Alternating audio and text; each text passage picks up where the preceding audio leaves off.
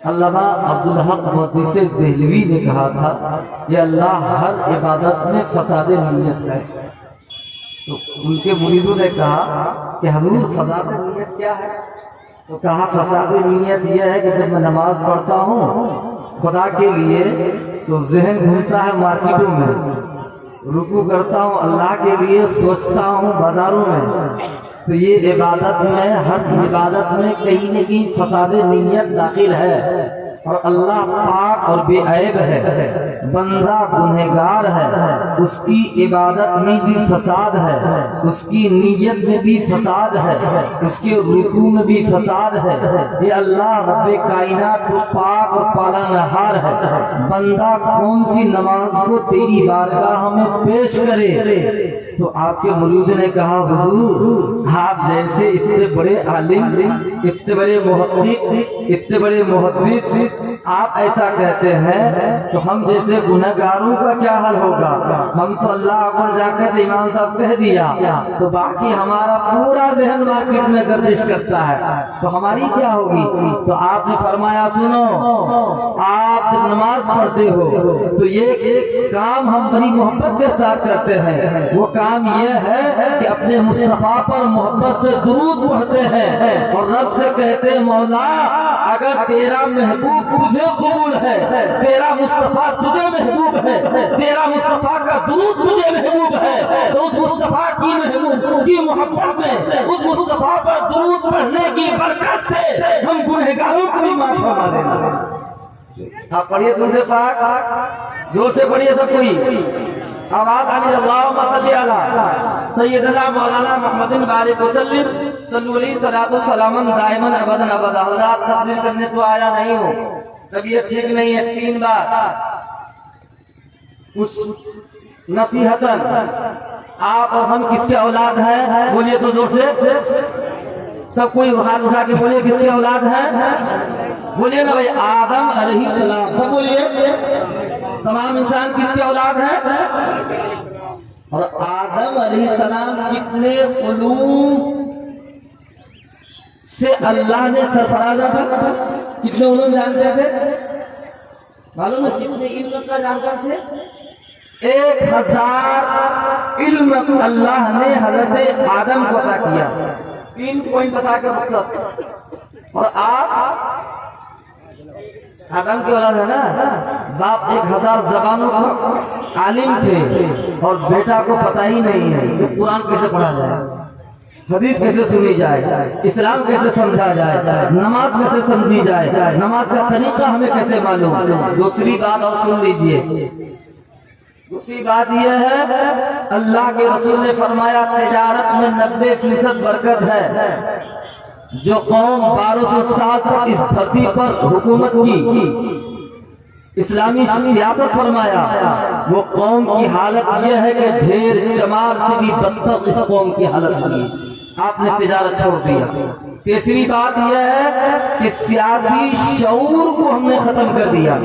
اب آئیے، حضرت آدم 1000 زبانوں کا عالم اور آپ کو ایک بھی علم سے محروم. آپ زمین خریدتے ہیں لیکن علم حاصل نہیں کرتے ہیں، مکان بناتے ہیں علم حاصل نہیں کرتے ہیں، آپ ہر کام کرتے ہیں علم حاصل نہیں کرتے ہیں. لیکن جانتے ہو جب دنیا میں اوبال آیا، جب دنیا کو لوگوں نے چیلنج کیا، جب خدا کی وحدانیت پر چیلنج کیا، جب اللہ کی ربوبیت پر چیلنج کیا، تو جانتے ہو کون اٹھا؟ کوئی عام آدمی نہیں اٹھا، نہ انجینئر اٹھا، نہ پروفیسر اٹھا، نہ ڈاکٹر اٹھا، نہ بڑے بڑے سائنسداں اٹھے. ایک ٹوٹی ہوئی چٹائی پر بیٹھنے والا ایک مولوی اس بادشاہ کو چیلنج کو قبول کیا.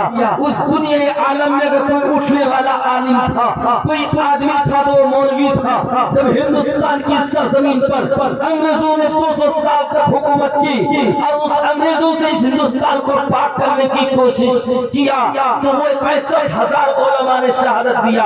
تب یہ بھارت پاک ہوا، تب بھارت کی زمین آزاد ہوئی. یہ علماء کی شخصیت تھی. ایک پادری بادشاہ بادشاہ نے اسلام پر چیلنج کیا، اے مسلمانوں تم نے خدا کو ایک مانا ہے تو دلیل کیا ہے؟ تم نے اپنے رب کو ایک مانتے ہو تو دلیل کیا ہے؟ تم اس رب کو ایک مانتے ہو تمہارے پاس دلیل کیا ہے؟ ایک مولوی ایک آدمی اٹھا قل هو اللہ احد، ارے اس پادری کو اس کو ہمارے قرآن سے کیا لینا دینا؟ آپ کو پریکٹیکل ایگزام دینا ہوگا۔ لیکن پادری بادشاہ نے جب اسلام کو چیلنج کیا، ڈاکٹر فیل ہو گئے، انجینئر فیل ہو گئے، پروفیسر فیل ہو گئے، دنیا کے علوم حاصل کرنے والے لوگ سارے فیل ہو گئے۔ تین سوال تھا، ایک سوال تھا کہ خدا ایک ہے تو کیسے، دوسرا سوال تھا کہ خدا اس خدا کا رخ کدھر ہے، خدا کدھر کدھر دیکھ رہا ہے، اور تیسرا سوال تھا خدا اس وقت کیا کر رہا ہے۔ کوئی اس چیلنج کو قبول نہ کیا۔ پادری کی بادشاہ نے کہا تم نے خدا کی ربوبیت چھوڑ دو، پادری دھرم کو اختیار کر لو۔ تب ایک ٹوٹی ہوئی چٹائی پر بیٹھنے والا مولوی، ایک ٹوٹی ہوئی چٹائی پر بیٹھنے والا پھٹے پرانے کپڑے پر رہنے والا مولوی کا بیٹا اٹھا، اس تعلیم حاصل کرنے والا، کہا اے بادشاہ وقت آپ نے جس چیلنج کیا ہے اس چیلنج کو قبول کرنے والا میں ہوں۔ اس بچے کو دیکھا ٹوٹے پھوٹے کپڑے پر پڑے ہوئے، پھٹے پرانے کپڑے کو پہنے ہوئے بچہ اس چیلنج کو قبول کیا۔ کہا کہ سنو سنو آپ بولتے خدا ایک کیسے ہے؟ تو کہا کہ سنو ہم جواب دیتے ہیں۔ تو کہا کہ سنو بادشاہ وقت آپ کو گنتی آتی ہے؟ کہا آتی ہے۔ کہا کہ گنتی شروع کیجئے۔ تو کہا 1 2 3 4 5 6 7 8 9 10۔ اس بچہ نے کہا بادشاہ اس کی الٹی گنتی شروع کیجئے۔ کہا 10 9 8 7 6 5 4 3 2 1۔ کا ایک کے بعد بل ایک کے بعد کچھ نہیں، وہ رب ہے، اس ایک سے ساری کائنات کو اللہ نے پیدا فرمایا ہے۔ نہ رب کسی سے پیدا ہوا ہے، رب کی رحمت سے پوری دنیا وجود میں آئی ہے، وہ خدا ایک ہے۔ کہا کہ دوسرا سوال کیا ہے؟ کہ دوسرا سوال یہ ہے کہ خدا اس وقت کدھر دیکھ رہا ہے؟ کہا کہ اے لوگوں آؤ، ایک موم بتی لے آؤ، ایک لائٹ لے آؤ، ایک روشنی دان لے آؤ۔ ایک آدمی آیا اور موم بتی لے کے آیا، اس بادشاہ کے سامنے میں موم بتی کو جلایا اور کہا کہ بادشاہ وقت آپ نے جو اسلام پر چیلنج کیا ہے آپ ہمیں بتائیے کہ یہ روشنی کدھر ہے، کدھر کدھر ہے؟ تو بادشاہ نے کہا یہ روشنی ہر طرف ایک سا روشنی دیتا ہے۔ کہا کہ رب خالق و مالک ہے، رب نور ہے، نور اللہ تعالی تمام دنیا عالم کو ایک سا روشنی دیتا ہے۔ تو پھر کہا تیسرا سوال کا جواب کیا ہے؟ بولے یہ بتاؤ خدا اس وقت کیا کر رہا ہے؟ تو اس بچہ نے کہا حضور ہمارے اسلام میں طریقہ ہے، ادب ہے، احترام ہے، رول ہے، ریگولیشن ہے۔ ہمارے اسلام میں یہ ہے کہ استاد اوپر بیٹھے گا، بچہ نیچے بیٹھے گا، استاد چیئر میں بیٹھے گا، طالب علم نیچے بیٹھے گا، ٹیچر اوپر بیٹھے گا، ٹیچر نیچے بیٹھے گا، اسٹوڈنٹ نیچے بیٹھے گا، تاکہ آپ اپنی کرسی کو خالی کیجیے۔ اب ہم وہاں بیٹھیں گے، آپ نیچے سوال کریں گے۔ تو کہا کہ اب بتائیے بادشاہ تیرا رب اس وقت کیا کر رہا ہے؟ تو اس بچہ نے جواب دیا کہ رب اس وقت یہ کر رہا ہے کہ ایک ٹوٹے پھوٹے کپڑے پر پہنے والے بچے کو اللہ بادشاہیت کی تخت و تاج عطا کر رہا ہے، اور ایک بادشاہ کو اس وقت اللہ ذلیل کر رہا ہے۔ کیا کرنا ہے بولیے زور سے؟ ایک علم حاصل کرنے والے کو اللہ بادشاہیت کی کرسی کو عطا کر رہا ہے، اور ایک جواب دینے والے بادشاہ کو اللہ اس وقت ذلیل کر رہا ہے۔ اللہ اس وقت یہی کر رہا ہے۔ کون تھا؟ کوئی پروفیسر نہیں تھا، کوئی انجینئر نہیں تھا، کوئی ڈاکٹر نہیں تھا، کوئی بڑے سائنسدان نہیں تھا۔ وہ کون تھا؟ ٹوٹی ہوئی چٹائی پر بیٹھنے والا امام، تمام مسلمانوں کا امام، امام اعظم ابو حنیفہ کی خلیفہ۔ میرے بزرگوں دوستوں، دنیا کے سامنے جب چیلنج قبول کرتا ہے تو علماء کی شخصیت ہے۔ ہندوستان کی سرزمین پر 160 سے 65,000 علماء نے جب شہادت دیا تب ہندوستان آزاد ہوا۔ لیکن اس 70 سال میں چڈی ڈھاروں نے NRC کے نام پر آج ہماری قوم کو للکار رہی ہے۔ آپ سیاسی شعور کو پیدا کریں، آپ ایک بہتر آپ سیاست فرمائیں، اس لیے کہ تعلیم آپ کے پاس نہیں، تجارت آپ آپ کے پاس نہیں اور سیاسی شعور آپ کے پاس نہیں. ہندوستان جب انگریزوں کے ہاتھ میں آیا کہ تجارت کے بہانے سے 200 سال حکومت کر لیا. آپ اس کو سمجھیے. میرے پاس ٹائم نہیں ہے. حضرت لوگ ہیں, بڑے بڑے علماء موجود ہیں. میرے بزرگوں دوستوں, آپ کو معلوم ہے کہ ہندوستان کی سرزمین پر یہ سیاست لوگ بولتے ہیں, یہ بھی کہتے ہیں, ہم کو تو وہ زیادہ بولتے ہیں مولوی صاحب آپ جلا پریشد میں آ گئے ہیں, ہمارے سب سے بغل میں تو کہاں تھا, ہم کو دے دیے تھے.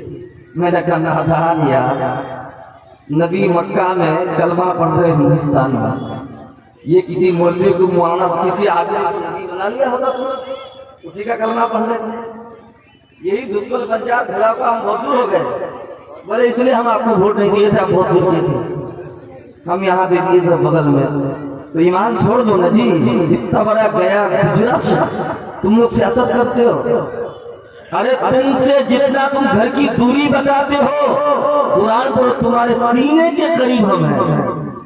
تم نماز پڑھتے ہو نا جی, کیا پڑھتے ہو؟ اللہم اغفر لی ولوالدی ولمن تولدا ولجمیع المؤمنین والمؤمنات والمسلمین والمسلمات الاحیاء منہم والاموات انکا مجیب الدعوات. تم نماز میں اپنے بھائی کو یاد کرتے ہو جو فرض عین ہے, تم اپنے مومن بھائی کو سینے میں بسائے ہو اور دوری اتنی لمبی بتاتے ہو.